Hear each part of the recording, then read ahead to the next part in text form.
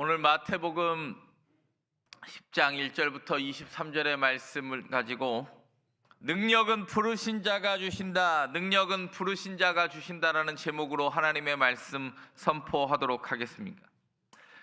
하나님이 우리를 부르심은 부담입니까? 은혜입니까? 할렐루야. 하나님의 우리를 부르심이 우리 인생의 가장 큰 은혜이기를 간절히 바랍니다. 이미 은혜라고 고백한 자들이 이 새벽을 깨운 줄 믿습니다. 능력은 내게 있는 것이 아니라 나를 부르신 이에게 있습니다. 어제 마태복음 9장 36절에 보면 예수님께서 스프랑크 디조마이, 깊은 창자로부터 나오는 깊은 긍휼을 통해서 그들을 건져내셨습니다. 그래서 그들을 건져내시려고 엄청난 이적을 그들에게 보여주셨습니다.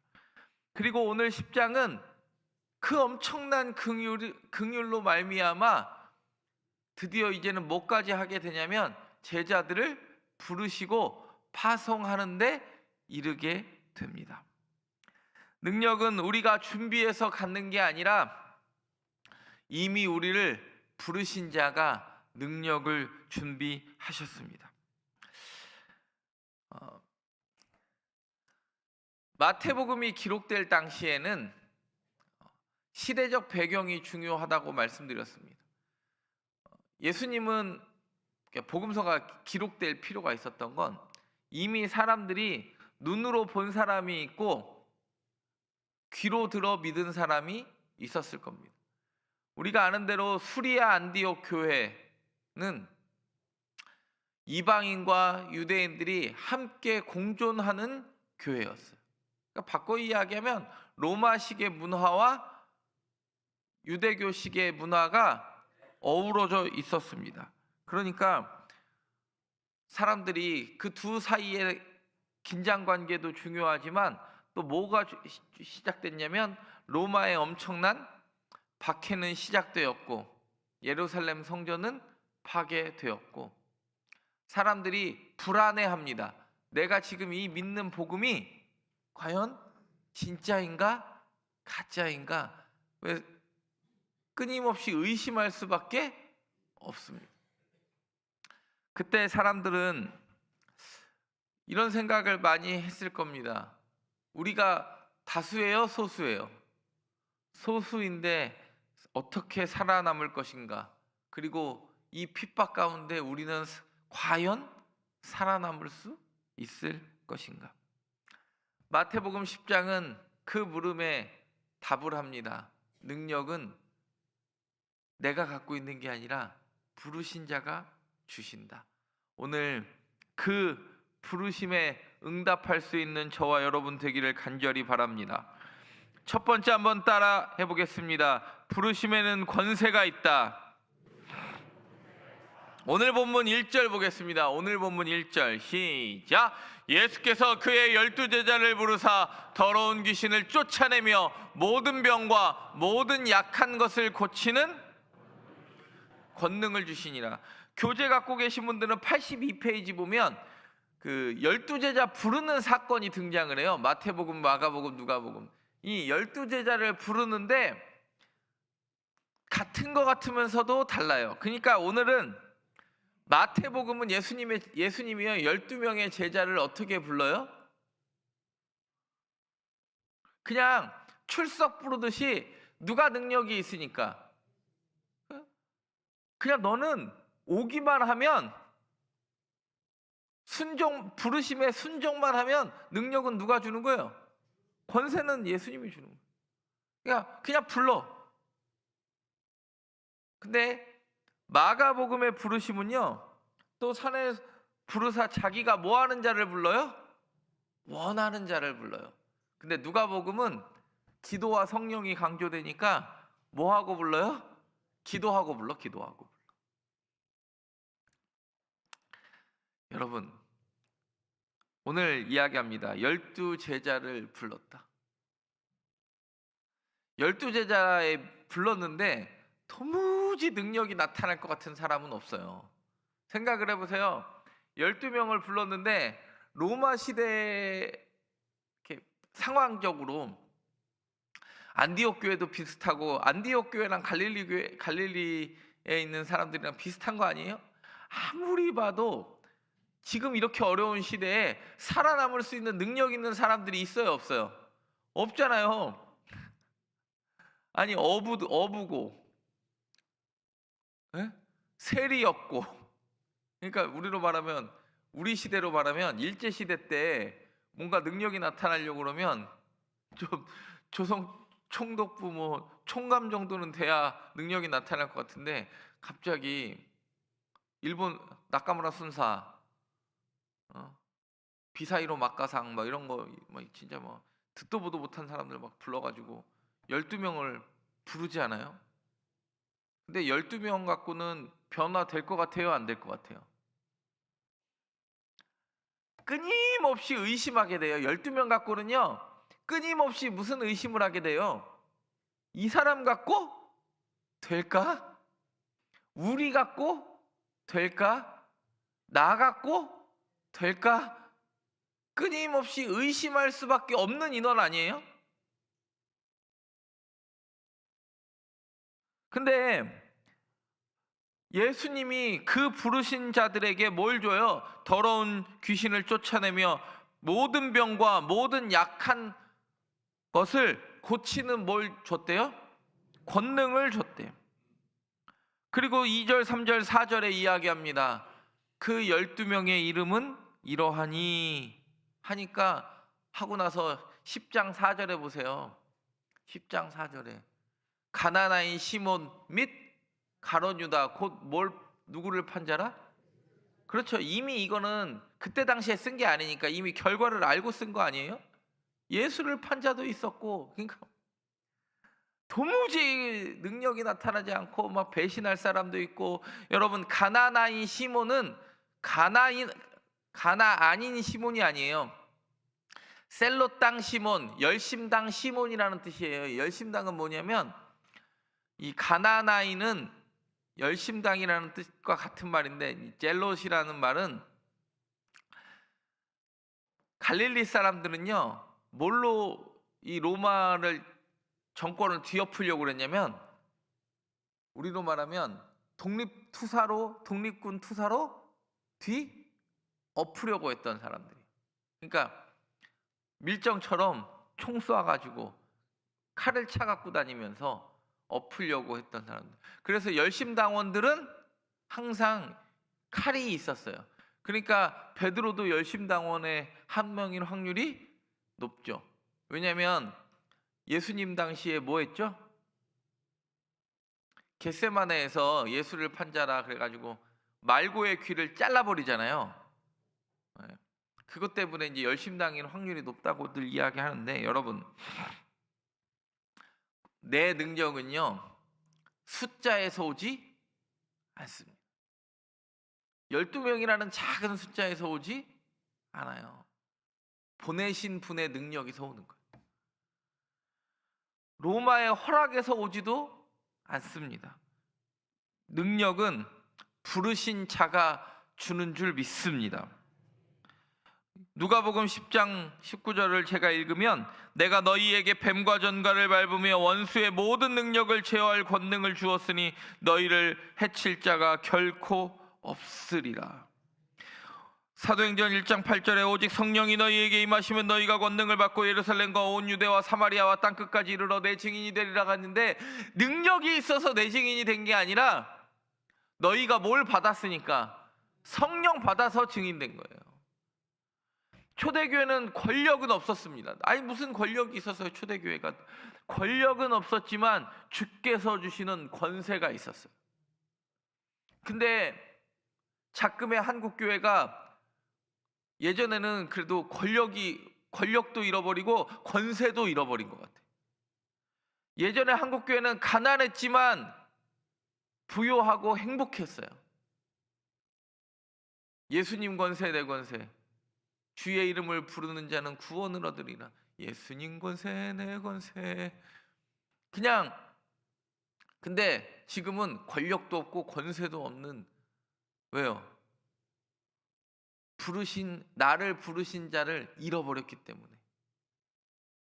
저와 여러분 부르셨기 때문에 그분이 능력 주시는 줄 믿습니다. 내게 능력이 있는 것이 아니라, 사도 바울도 그러잖아요. 내게 능력 주시는 자 안에서 내가 모든 것 할 수 있다. 내가 하는 거예요? 내게 능력 주시는 자가 하는 거예요. 모세도요 40년 동안 양치다가 부름 받았어요. 갑자기 아모스는, 생각을 해보세요. 주전 8세기 선지자 아모스가, 여러분 원래 성경 잘 읽지는 않는데, 아모스가 굉장히, 아모스를 이해하면 주전 8세기를 이해하기가 굉장히 쉬운데, 아모스를 딱 봤을 때 아모스는요, 생각을 해보세요. 아모스가 남유다 사람으로서 나는 뭐라고 그래요? 뽕나무 치는 자고 목자요 뽕나무 치는 자다 그래요. 그리고 나서 어디로 가서 이야기하냐면 북이스라엘의 베델에 가서 이야기를 해요. 그러니까 이게 말이 안 되는 거예요. 생각해 보세요. 남유다가 그때 북이스라엘을 함부로 올라갈 수 있었을까요? 우리가 갑자기 뭐 은혜 받았다고 휴전선 넘어서 북한 올라가면 됩니까? 근데 베델의 선지자 아마샤랑 대결하면서 아모스가 이런 고백을 해요. 나는 목자요 뽕나무 치는 자로서 그래요. 근데 이걸 바꿔 이야기를 하면, 여러분 목자랑 뽕나무 치는 자가 양립할 수 있습니까? 없습니까? 제 말을 잘 들어보세요. 나는 목자요 뽕나무 치는 자라고 이야기하잖아요. 그러면 양립하기가 어려워요. 왜냐하면, 왜 어렵냐면, 목자는 끊임없이 자기 양떼를 배고프지 않게 하기 위해서 뭘 하고 다녀야 돼요? 이동을 해야지. 그러면 뽕나무를 치려고 하면, 그러면 나무 붙잡고 이동해요? 이동과 정주가 어떻게 양립할 수 있습니까? 그건 나중에 김진수 목사님 성경 공부 가서 들으시고, 어떻게 양립할 수 있는지 들으시고, 결론을 말씀드리자면, 아모스도요, 모세도 보면, 아모스도 보세요. 이게 뭐 진짜 세상 불편한 사람인데, 아모스가요 어떻게 그런 지식이 있었는지, 설교하고 8개 나라 심판을 이야기하고 5개의 환상을 볼 수 있는 그 능력이 도무지 아모스의 인생 가운데는 없었어요. 우리 인생 가운데 도무지 권력이라는 거, 권세라는 게 존재하지 않았을 것 같은데, 여러분 저와 여러분이 가정의 복음화를 이루고, 저와 여러분이 전도한 사람들이 있고, 저와 여러분이 예수 그리스도의 심장 가지고 이 땅을 살아갈 능력이 있다라는 건 내게 원인이 있는 것이 아니라 나를 부르신 이에게 원인이 있는 줄 믿습니다. 여러분 날마다 그 결단이 흔들리지 않는 저와 여러분 되기를 바랍니다. 내게 있는 게 아니에요. 준비된 사람에게 능력이 나타난 게 아니라 부르신 자 때문에 권세가 나타나는 줄 믿습니다. 두 번째 한번 따라해 보겠습니다. 부르심에는 주만 있다. 부르심에는요 뭐가 있다고? 첫 번째는 권세가 있다. 네. 불러주신 자에게 능력이 있으니. 부르심에는 뭐만 있다고요? 오늘 5절에 봅니다. 오늘 5절 시작. 이방인의 길로도 가지 말고 사마리아인의 고을에도. 이건 전형적으로 마태복음의 특징이죠. 항상 이방인과 자기들을 나눠요. 너 이방인처럼 살려느냐? 너 이방인과 같이 되려느냐? 이거는 전형적으로 어느 복음서의 특징이냐면 마태복음의 특징이에요. 그리고 나서 6절에 뭐라고 그래요? 이스라엘의 집에. 이거 되게 다들 좋은 말인데, 이거 누가 이렇게 잘 쓰는지 아세요? 신천지가 이 10장 갖고 저기 산 옮기기, 뭐 산 떠 옮기기 뭐 이런 거 하는 거예요. 보세요. 그래가지고 신천지가 어디로 들어와요? 교회로 들어와. 이방인의 길로 가지 말고 교회 가서. 말장난인데 또 그게 또 가스라이팅 되면 믿어져요. 근데 중요한 사실 하나, 8절에 시작. 죽은 자를 살리며 나병한 자를 깨끗하게 하며 귀신을 쫓아내되 너희가 거저받았으니. 왜냐하면 이미 1절에 모든 병과 모든 약한 것을 고치는 권능을 줬으니까 이미 일어나지 않았어도 분명히 너에게 그 권능이 있을 건데, 거저받았으니 뭐하라고? 거저주라고. 뭣도 가지지 말래요. 금이나 은이나 동을 가지지 말고. 10절에 시작. 여행을 위하여 배낭이나 두버롯이나 신이나 지팡이를 가지지 말라. 이는 일꾼이 자기의 먹을 것 받는 것이 마땅함이라. 이는 일꾼이 자기의 먹을 것 받는 것이 마땅함이라. 그러더니 11절에 합당한 자를 찾아내어 너희가 떠나기까지 어디서 머물라? 거기서 머물라. 또 그 집에 들어가면서 합당한 자를 찾아내는 경우에는 뭐 하기를 빌라? 샬롬을 이야기하라. 여러분, 부르심에는요, 내가 사라지는 게 능력이에요. 누구만 있어야 돼요? 나를 부르신 이만 있어야 돼요. 가끔 교회 안에는, 우리 교회는 그런 일들이 없지만 교회 안에는 그런 일들이 일어나요. 내가 우리 교회를 위해서 어떻게 했는데 자기 공로가 드러나기가 쉬울 때가 많아요. 그리고 일을 하다 보면 뒤돌아보면 누구만 있는 것 같아? 나만 있는 것 같아. 나만 봉사하는 것 같잖아요. 거저받았으니 거저주라. 일꾼이 자기 상급 받는 것이 여러분 합당하죠. 여러분 일했는데 먹을 거 받는 게 당연하죠. 원래 일 시키면 뭐는 잘 줘야 돼요? 밥은 잘 줘야지. 우리 교회는 그래서 밥이 맛있잖아요. 여러분, 교회를 사랑하는 마음이 있으니까 권사님들이 지난번에 어제 정월대보름이었으니까 주일날 나물 반찬에 찰밥 하려고 그렇게 노력한 거예요. 권사님들이 얼마나 노력을 했냐면 우리 교회 밥솥이 찰밥이 잘 되는지 안 되는지 미리 와서 다 찰밥을 교회 밥솥으로 쪄 보고 되는지 안 되는, 이거 잘 되는구나, 잘 익는구나 하고 주일날 내오는 거지. 그냥 갑자기 주일날 땡 하면은 막 그냥 찰밥이 빵 하고 나오는 거 아니에요. 사랑하는 마음이 있으니까 주는 거예요.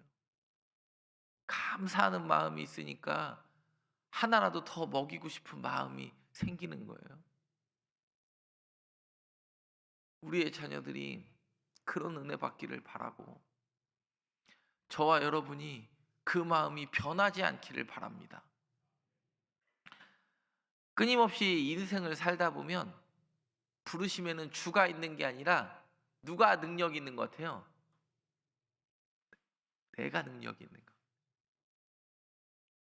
목사도 이런 함정에 빠질 때가 많아요. 사람들이 열심히 설교를 들으면 무슨 생각이 목사한테 들까? 이야, 첫 번째, 설교를 이렇게 잘 듣다니 내가 설교를 너무 잘하나 보다, 이런 착각에 빠져들까요? 아니면 두 번째, 나 같은 사람이 설교하는 것도 들어주니 감사하다는 생각이 들까?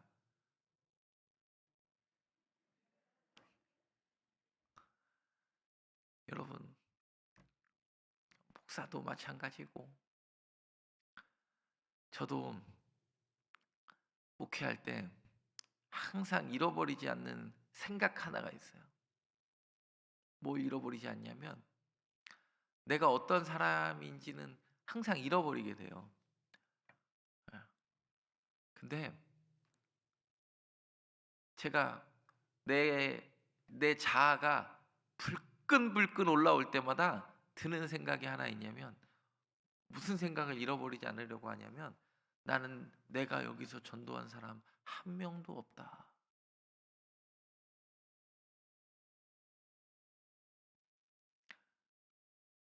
목사는 그 생각을 잃어버리지 않아야 돼. 여러분, 제가 여기서 전도한, 저 때문에 우리 교회 나온 사람 있습니까? 제 설교가 듣고 싶어서 우리 교회 나온 사람 있습니까? 그냥 나와 주신 게 감사하지. 12명이 파송할 때 내게 지금 능력이 나타난다고 그래서 원래 내게 능력이 있었던 게 아니에요. 근데 실제로 병들이 고쳐지고 능력이 나타나니까 누구에게 진짜 능력이 있다고 착각을 해요? 나에게 능력이 있다고 착각을 해. 내게 달란트를 주신 분이 아니라 내 능력, 내 달란트라고 이야기를 해요. 내 달란트, 내 거라고 이야기를 하는 거예요. 내 거다. 여러분, 하나님은 모든 것을 한 번에 맡기시지도 않았습니다. 우리에게 주어진 자리가 있습니다. 오직 주만 드러나는 우리 교회 되기를 바라고, 날마다 저와 여러분의 삶 가운데 내가 아니라 주만, 부르신 주만 나타나는 인생이 되기를 간절히 바랍니다. 세 번째 한번 따라해 보겠습니다. 부르심에는 성령이 있다. 첫 번째는 부르심에는 뭐가 있다고요? 부르심에는 뭐가 있다고요? 주만 있다. 세 번째, 부르심에는 성령이 있다. 16절에 시작. 보라, 내가 너희를 보냄이 양을 이리 가운데로 보냄과 같도다. 그러므로 너희는 뱀같이 지혜롭고,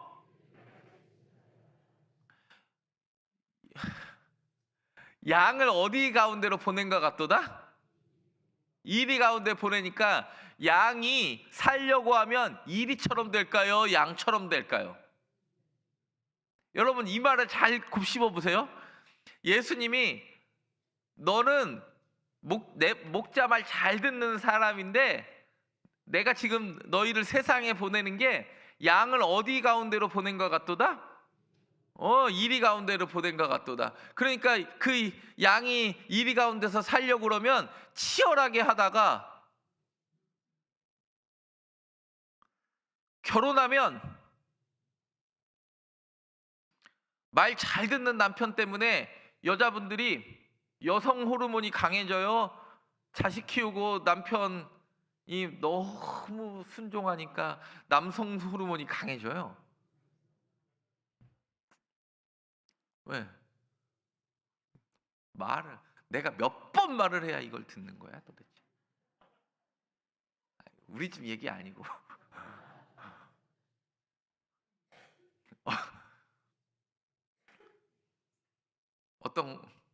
어떤 가정에서 그런 일이 있었다. 사실인지는 모르겠는데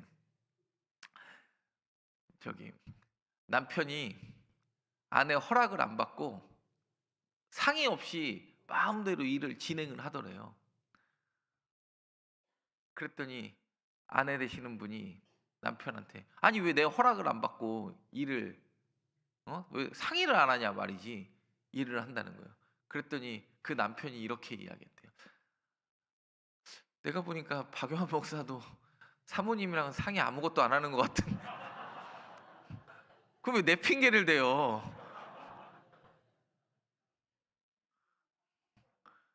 네, 그건 우리 집 얘기고. 근데 웃자고 한 얘기인데, 여러분, 뱀같이 지혜롭고 비둘기같이 순결하라는 이야기는 이리 속에서 살면서 그냥 이리와 대적하면서 살아내기를 기대하라는, 그냥 너가 그냥 생존이 네 인생의 목표가 아니라, 이리 속에서 살아내는 게 목표가 아니라 비둘기처럼 순결하고 죄송합니다. 뱀같이 지혜롭고 비둘기같이 순결하라는 이야기는 너에게 능력 주시는 이를 끊임없이 의지하고 그 이리 가운데서 살면 양 같은 너희도 살 수 있지만 이리 닮아가려고 할 때 너도 잃어버리고 살지도 못할 거다. 왜? 너는 천성적 양이기 때문에.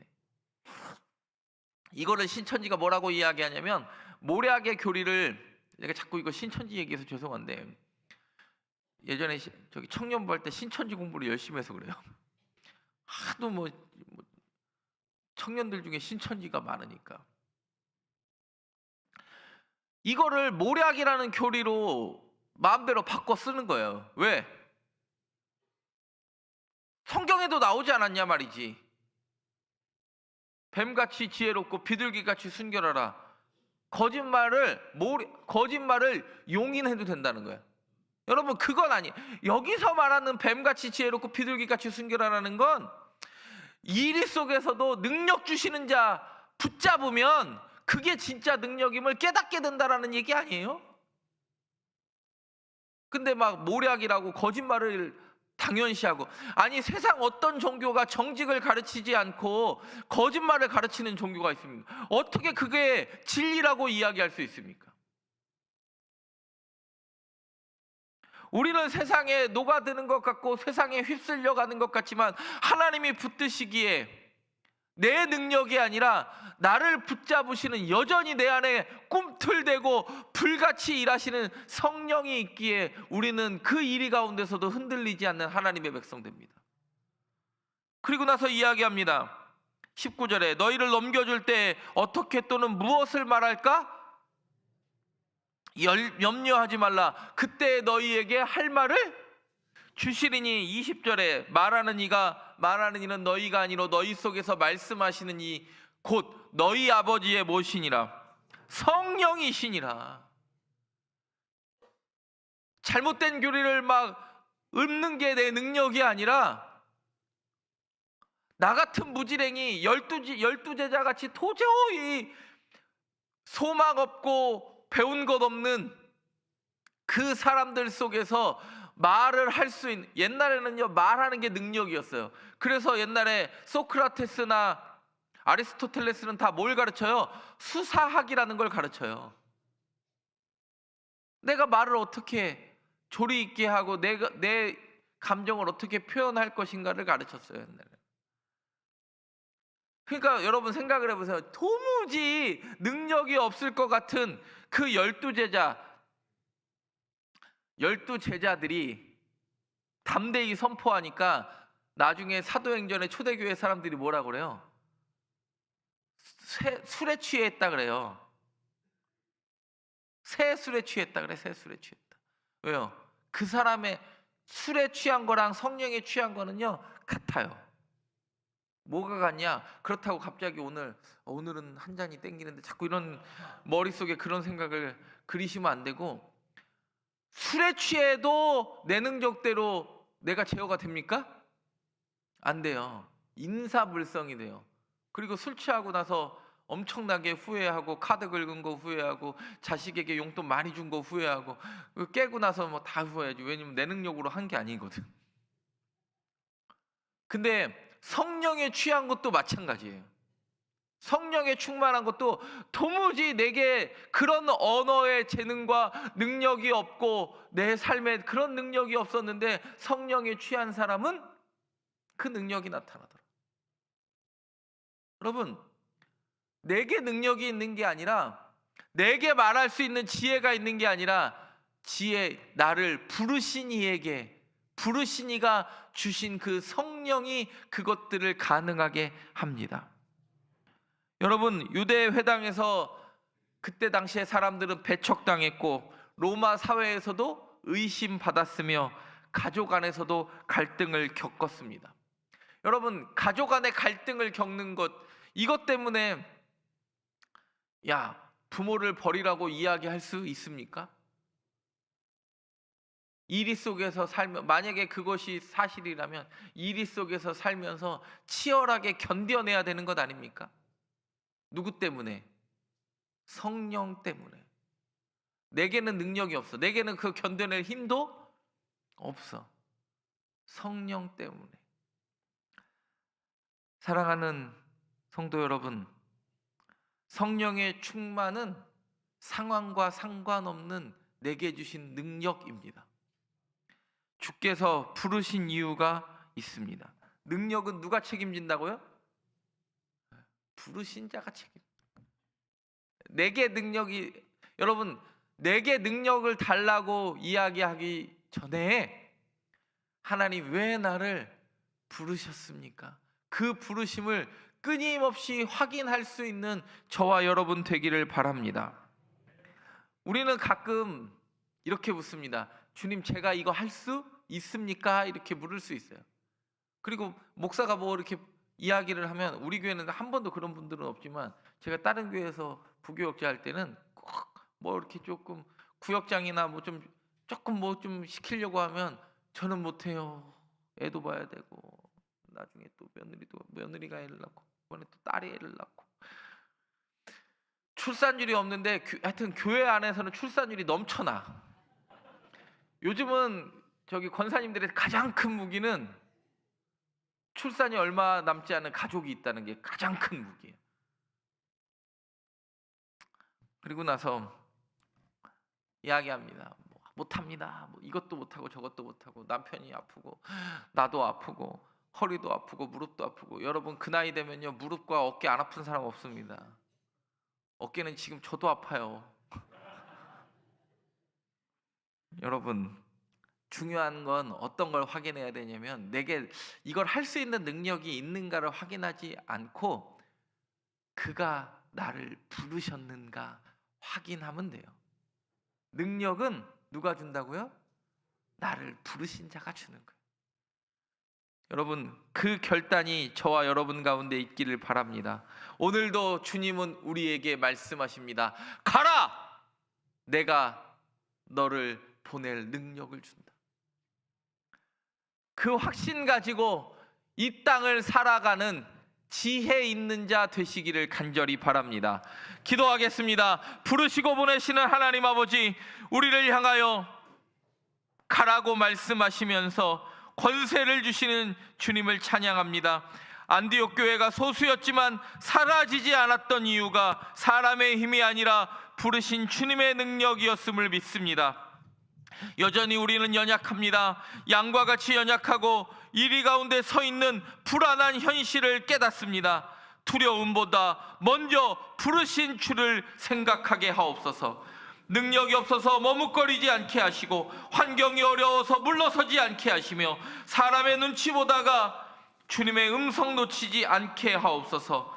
십자가를 통과하지 않은 능력을 구하지 않게 하시고 고난 속에서도 역사하시는 성령의 능력을 경험하게 하옵소서.